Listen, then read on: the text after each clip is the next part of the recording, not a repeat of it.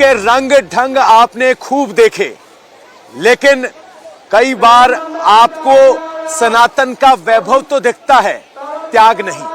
हम आपको कहेंगे आप कुंभ जरूर आइए, क्योंकि यहां आपको ऐसे ऐसे हठ योगी मिलेंगे जो 15-15 साल से एक विशेष मुद्रा में हैं।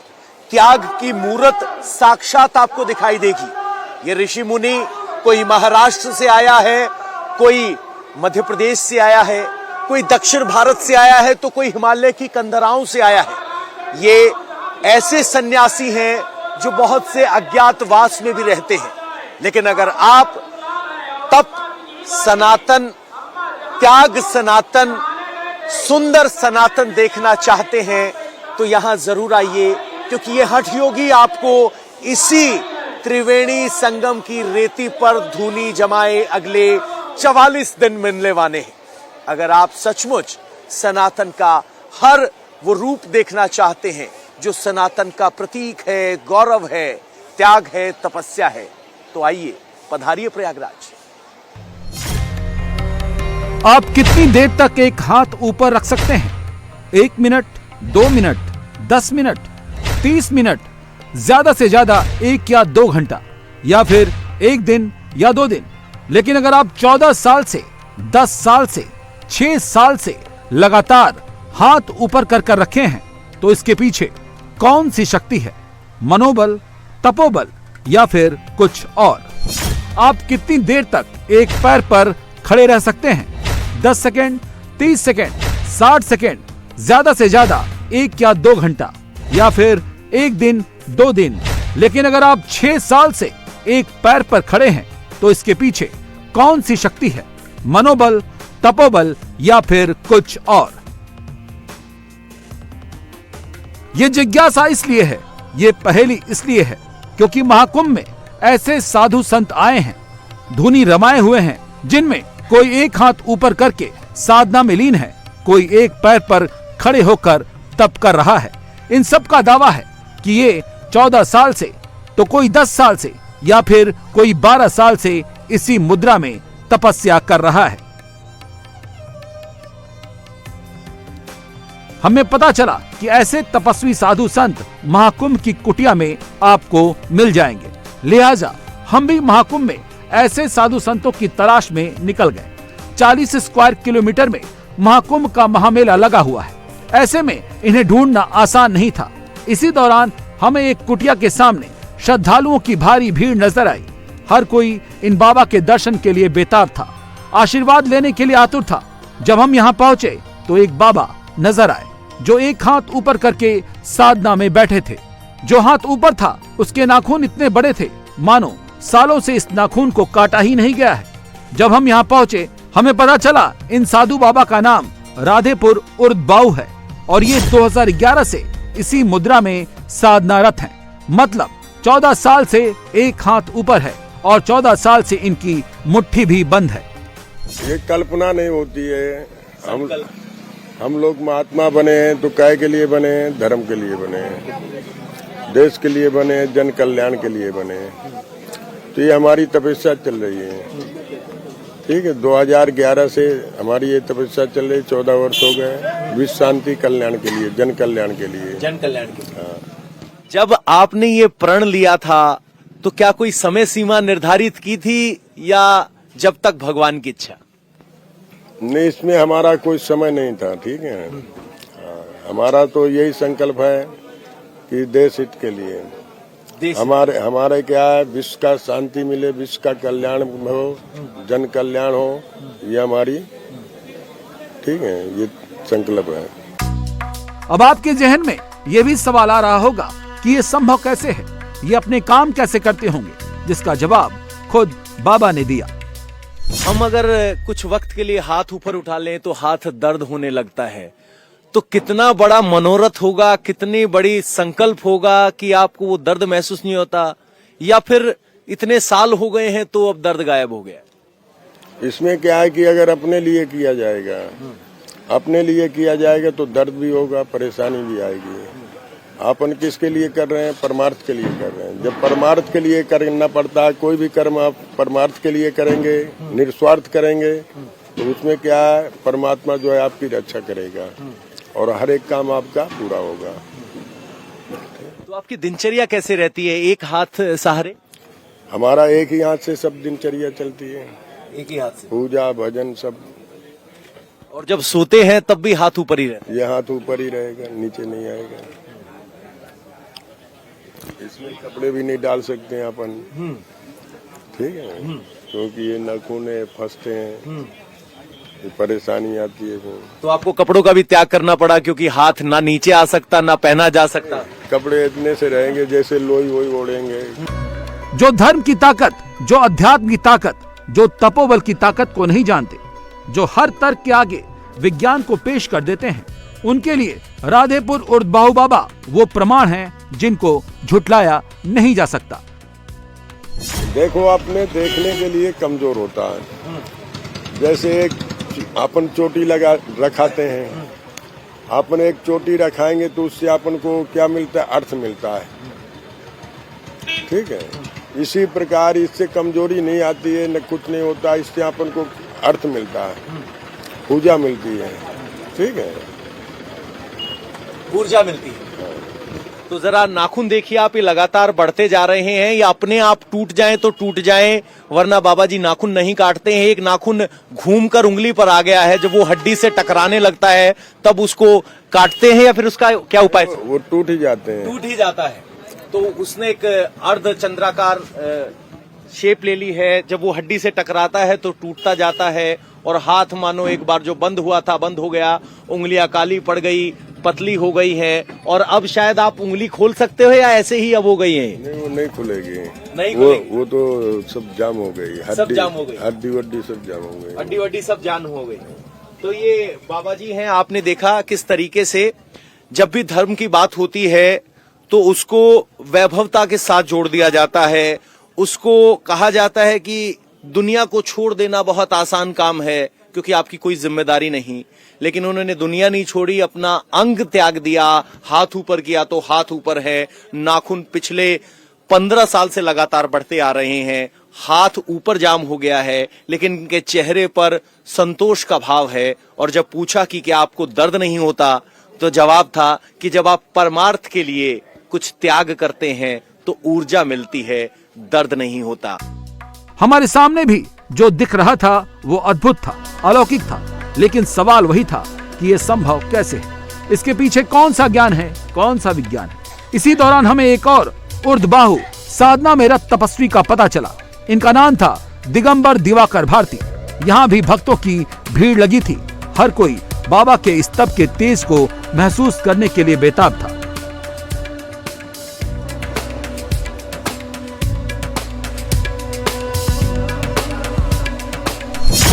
और अब आपको लेकर चलते हैं मेरी सहयोगी मीनाक्षी जोशी के पास, जिनके साथ इस वक्त मौजूद हैं चिदानंद स्वामी।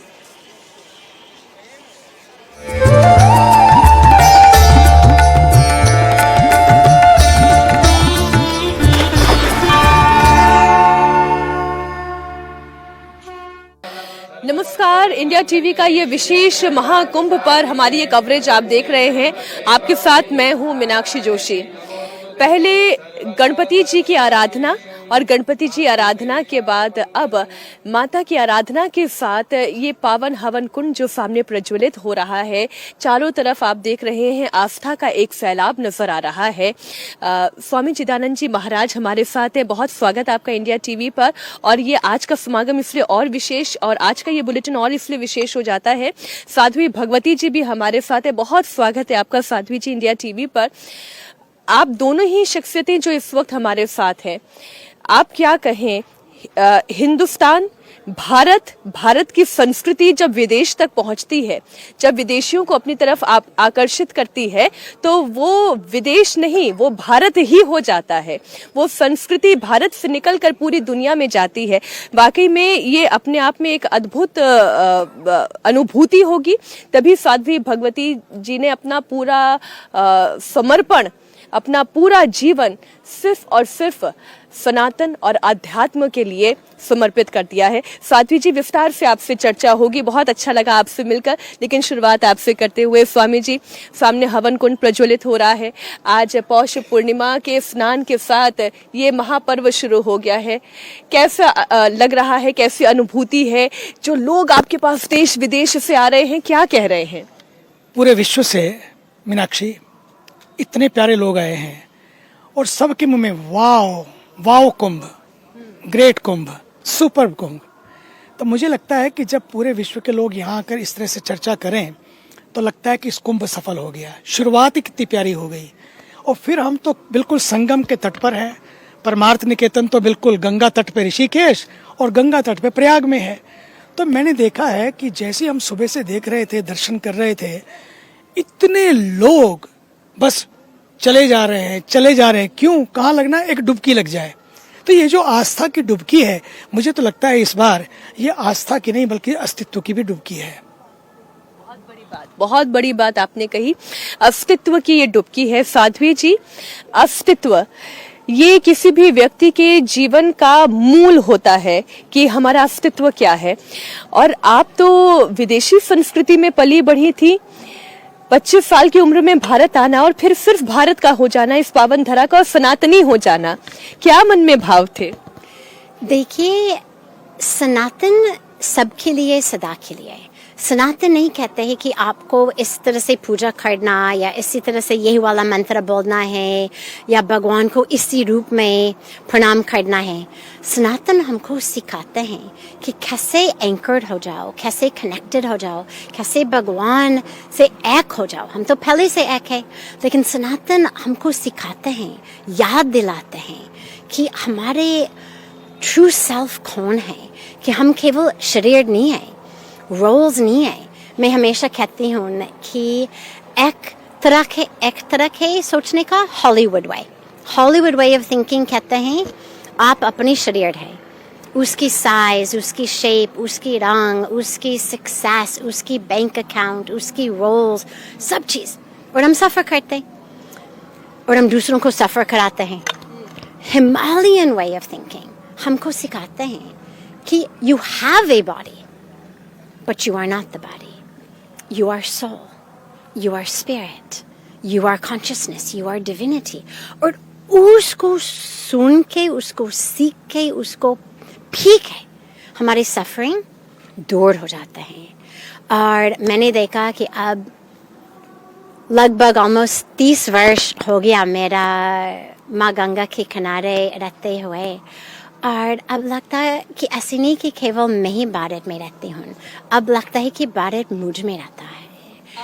और उसकी वजह से मैं अपने जीवन में शांति प्राप्त कर पाए और अपनी जो आत्मा दर्शन कहते हैं उसको करने का अवसर मिला। लेकिन केवल मैं नहीं, मुख्य बात यही, आप कुंभ में आप देखिएगा इतने लोग, मैं आज ही पहुंच गए और रास्ते पे इतने लोग, पूरा विश्व से लोग सब आ रहे हैं। एक संगम, केवल माँ गंगा, माँ यमुना, माँ सरस्वती नहीं, एक संगम ऑफ रेसेस, रिलीजन्स, रंग, कलर, कल्चर, कंट्री, अलग अलग लोग सब भी आ रहे हैं। साथ ही साथ डुबकी लगाएंगे, केवल संगम में नहीं, अपनी सेल्फ में लगाते हैं। कितनी प्यारी बात आपने कही कि संगम में केवल डुबकी नहीं लगाना है, ये डुबकी तो दरअसल अंतर मन में लगाना है, अपनी आत्मा की शक्ति को जगाना है। आज पौष पूर्णिमा पर एक आंकड़ा सामने आया कि 60 लाख श्रद्धालु तो आज ही मैं जो दोपहर तक का आंकड़ा देख रही थी, स्नान कर चुके हैं और लगातार स्नान तो चलता जा रहा था। ये आंकड़ा तो कल और ज्यादा बड़ा होने जा रहा है। सच माने पूरा विश्व उमड़ कर पड़ रहा है यहाँ। सबको लगता है, पहले दिन ही लगता है, इतने कॉल आ रहे हैं हमको, प्लीज प्लीज जगह दे दीजिए। पूरा कुंभ पूर्ण हो गया है, मैंने आज अपना कमरा भी छोड़ दिया, हम अपनी कुटिया भी छोड़ दी। मतलब इतने लोग आ रहे हैं, इतना लोगों का आकर्षण बढ़ रहा है। अभी तो शुरुआत है, निश्चित रूपेण आज 1 करोड़ तो कल 2 करोड़ नहीं, कई करोड़ लोग आएंगे और धीरे धीरे ये गति आगे बढ़ेगी। क्यों हो रहा है ऐसा? क्योंकि लोगों के मन में ये विश्वास है कि जहां हम जा रहे हैं ना, केवल किसी शहर में नहीं जा रहे हैं, एक तीर्थ में जा रहे हैं जिसको तीर्थ बनाने का सदियों से तीर्थ तो था, लेकिन उस तीर्थ को तीर्थत्व नहीं मिल पाया। पहली बार हो रहा है लोगों के मन में कि भारत के ऊर्जावान तपस्वी प्रधानमंत्री जी और हमारे आदरणीय योगी आदित्यनाथ मुख्यमंत्री श्री उत्तर प्रदेश, उन दोनों ने अपनी पूरी टीम के साथ, टीम भी बढ़िया है, ड्रीम भी बढ़िया है, और फिर जो स्कीम बनाई है हर एक के लिए, वो ये है कि जो भी जाए वो सनातन का संदेश लेके जाए, जो भी जाए वो भारत का संदेश लेके जाए, जो भी जाए वो संगम को केवल डुबकी ना लगाए लेकिन अपने जीवन को भी संगम बनाकर जाए। क्योंकि ये जो, सच मानिए, ये जो सागर मंथन की कथा है ना, ये केवल सागर मंथन की नहीं है, ये स्वयं के मंथन की कथा है। ये अमृत मंथन की ही कथा नहीं है, कहानी है, हुआ घटा, लेकिन इससे आगे जिंदगी कैसे बढ़े, तो सागर मंथन से स्वयं के मंथन की ओर मुड़े, और साथ ही साथ आत्म मंथन से, अमृत मंथन से आत्म मंथन की ओर मुड़े।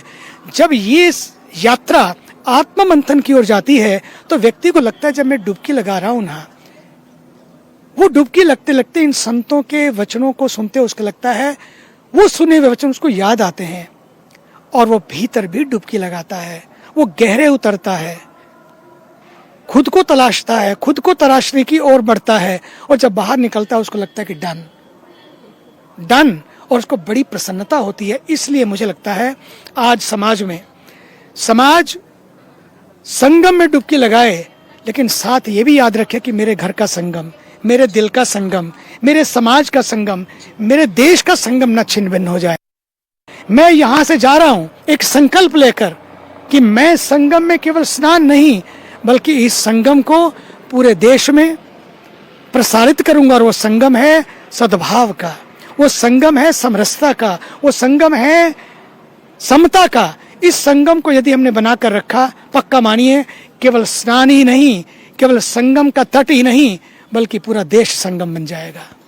मैं फॉरेन पर्सपेक्टिव से भी ये बात समझना चाह रही हूँ कि आज अगर हम विश्व में आबादी के लिहाज से देखें तो सबसे बड़ी आबादी ईसाई धर्म के धर्मावलंबियों की है, फिर आती है मुस्लिम धर्म के धर्मावलंबियों की आबादी।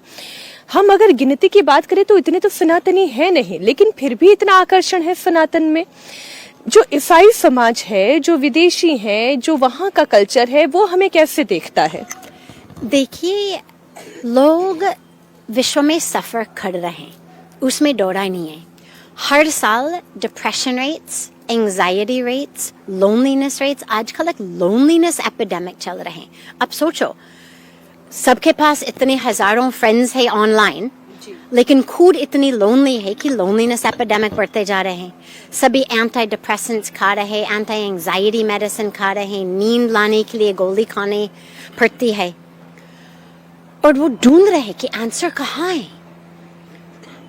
वेस्टर्न कल्चर सिखाते हैं कि थोड़ा सा और शॉपिंग करो, ये खरीद लो, वो खरीद लो, ये ब्रांड्स, एग्जैक्टली, ये खरीद लो, इसकी टाइटल ले लो, इसकी करियर के पीछे खड़ो, ये डिग्री ले लो, और फिर आप खुश हो जाएंगे, फिर उससे आपको सेटिस्फैक्शन मिलेगा। लेकिन होती नहीं है। सच आनंद चीज़ों से नहीं होता है। सच आनंद अपना, जैसे पूज्य स्वामी जी हमेशा कहते हैं कि लोग अपनी शेल्फ को बढ़ने के चक्कर में हैं, लेकिन एक्चुअल रियल हैप्पीनेस शेल्फ में नहीं, सेल्फ में है। और वो जब शेल्फ से सेल्फ की ओर जाएं, then they find real happiness। तो इसलिए लोग, हर धर्म के लोग भारत की ओर मोड़ रहे, सनातन धर्म की ओर मोड़ रहे, भारतीय संस्कृति की ओर मोड़ रहे, क्योंकि उसमें आंसर्स हैं। डिप्रेशन की, एंजाइटी की, लोनलीनेस की, हमारा जो फैमिली में कॉन्फ्लिक्ट्स हो रहा है, डिवोर्स हो रहा है, समाज में कॉन्फ्लिक्ट, और एनवायरनमेंट जो हो रहा है, अपने एनवायरनमेंट में हो रहा है, इसकी सारे समाधान हमारे सनातन धर्म में है। कोई भी समस्या, from the individual to the global to mother earth, सारे समस्या का समाधान अपने दर में है। तो इसलिए सभी लोग मुड़ रहे हैं। हम रोज देखते हैं ऋषिकेश परमार्थ निकेतन में इतने लोग पूरा विश्व से आते हैं योग सीखने के लिए, ध्यान सीखने के लिए, सब चीज सीखने के लिए, धर्म के बारे में। लेकिन आजकल सब कुछ तो यूट्यूब पे सीख सकते हैं। वो अपने घर को क्यों छोड़ रहे आने के लिए? क्योंकि केवल टीचिंग नहीं चाहिए, एक टच चाहिए, एक ट्रांसफॉर्मेशन चाहिए। और वो टच और ट्रांसफॉर्मेशन जीवन के लिए वो अपनी संस्कृति में है, अपने सनातन धर्म में है। और इसलिए सभी लोग आ रहे, ऋषिकेश आ रहे, कुंभ में आ रहे। देखो जहाँ मतलब हमारे ऑनरेबल प्रधानमंत्री जी Shri Modi ji, honourable chief minister Shri Yogi ji, उनकी वजह से व्यवस्था बहुत बढ़िया है। लेकिन फिर भी ये तो कुंभ है, ये तो ड्राई रिवर बेड है, सब मेकशिफ्ट, फिर भी अरेंजमेंट है। फिर भी सभी लोग अपनी लग्जरी को छोड़ के यहाँ आ रहे हैं व्यवस्था के लिए नहीं, आस्था के लिए। जो व्यवस्था मिल रही है वो बोनस, और बढ़िया बोनस है। मतलब जो वो खड़ रहे हैं अमेजिंग, कोई सोच नहीं सकते। लेकिन ये सचमुच आस्था की बात है। तो अगर लोग आ रहे हैं तो उसी आस्था को, उसी आंसर्स को ढूंढ रहे हैं। और आप कोई भी देश से, कोई भी धर्म से, the answers are here.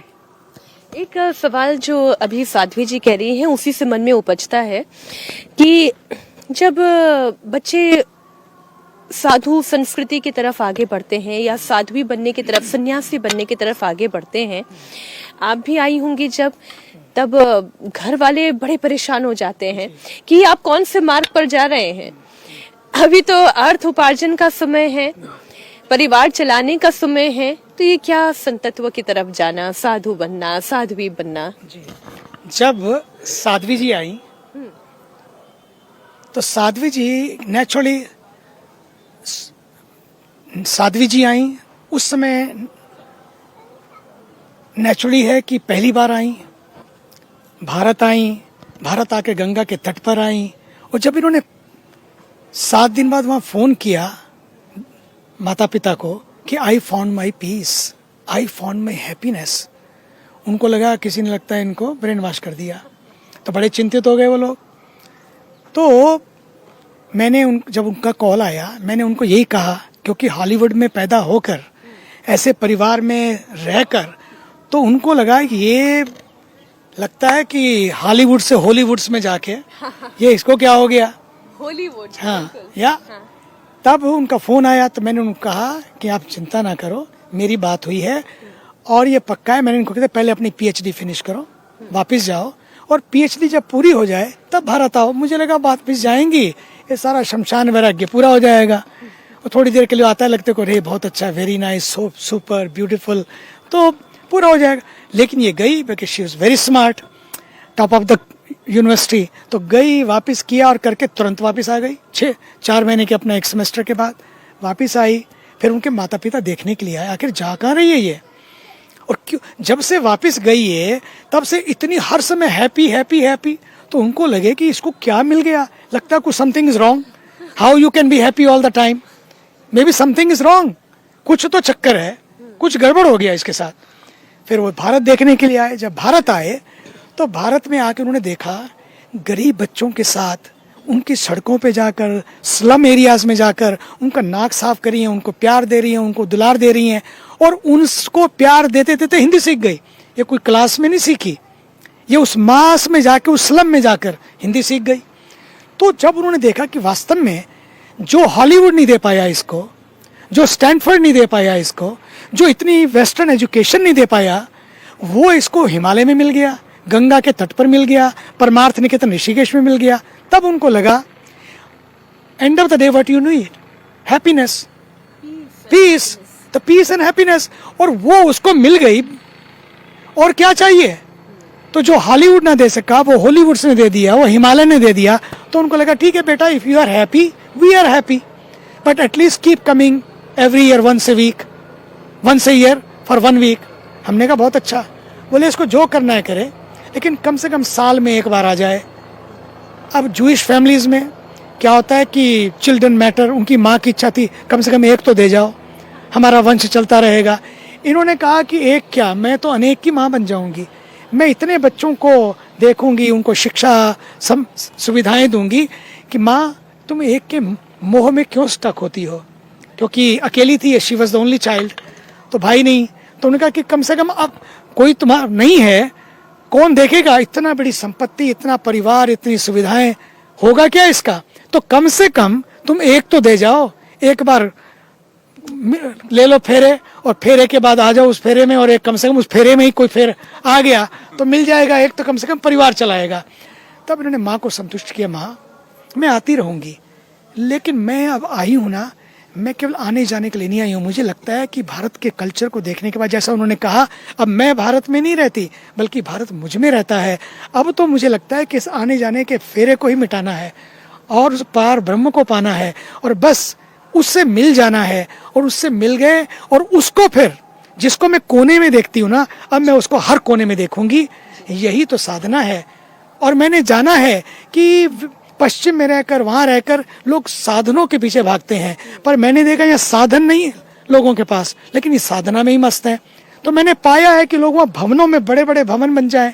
आपने जब कहा ना कि साधना में ही मस्त है, आज सुबह 7 बजे से लगातार पूरे संगम परिसर के अलग अलग कोनों में मैं घूम रही हूँ।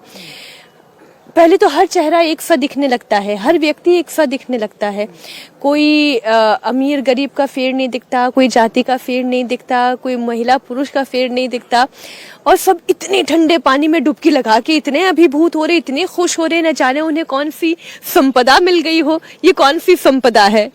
देखिए, पूज्य स्वामी जी महाराज 40 साल से ज्यादा नहीं, ऑलमोस्ट 50 साल से, 45 साल से ज्यादा, लगभग ऑलमोस्ट 50 साल से विदेश में जा रहे हैं, पूरा विश्व में जा रहे हैं।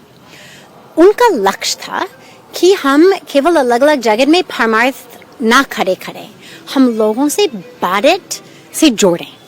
तो उन्होंने जगह जगह पे मंदिर खड़े कर दिए, मंदिर को इंस्पायर किया था, मंदिर को हेल्प किया, मंदिर को सपोर्ट किया, और पूरा विश्व में, पूरी विश्व में, मतलब जितने देशों में कभी गिने नहीं, लेकिन इतने लोग पूरा विश्व में जो परमार्थ से जुड़े हुए हैं।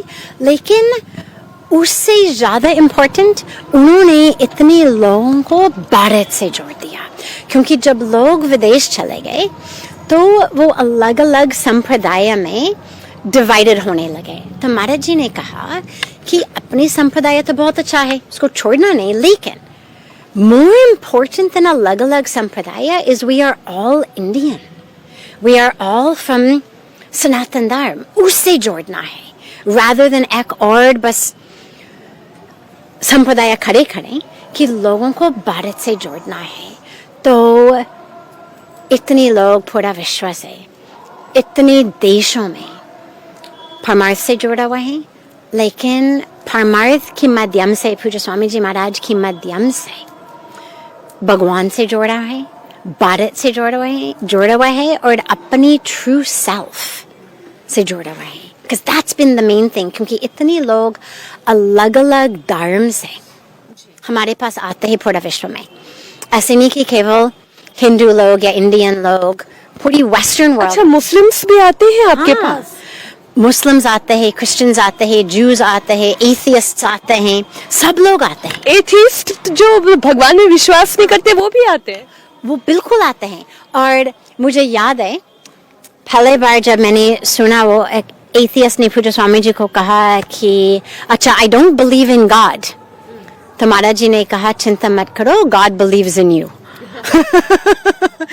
तो बात यह है कि आप इवन एथियस्ट हो, फिर भी शांति को तो ढूंढ रहे हैं, आनंद को ढूंढ रहे हैं, जीवन की मीनिंग, जीवन की फुलफिलमेंट को ढूंढ रहे हैं।